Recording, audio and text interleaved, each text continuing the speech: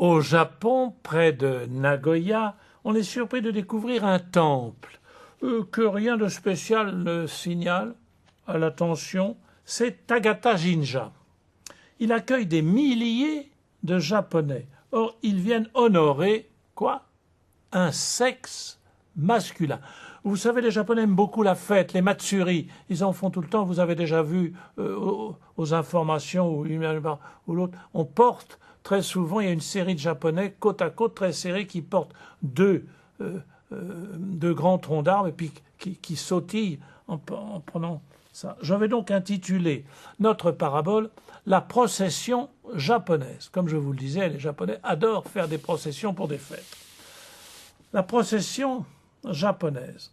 On célèbre le sexe. Oui, le sexe.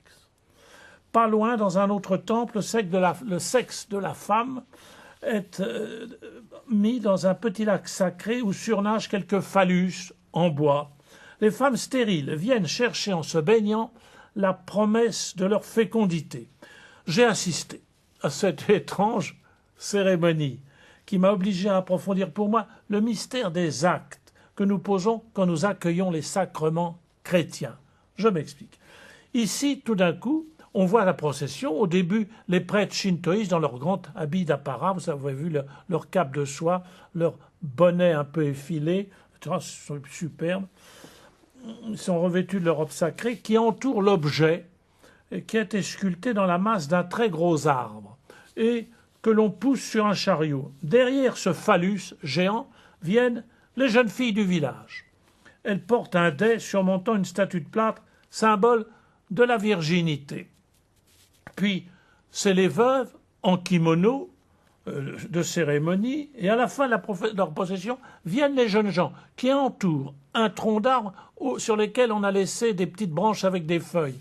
Et tout le but de ces jeunes gens est d'attraper, de se battre, de jouer en même temps, c'est à la limite un petit peu de la lutte, pour attraper une feuille de ce tronc d'arbre qui est symbole de la virilité pour un an. Il y a comme ce jeu. Il est dit que tout adolescent qui arrive donc à s'emparer d'une feuille est assuré de sa virilité. Et la procession arrive, elle arrive à travers une rizière dans le temple de Tagata. Le phallus, le sexe masculin, est alors solennellement introduit dans le temple. Il recevra la visite de milliers de pèlerins jusqu'à la fête de l'année suivante.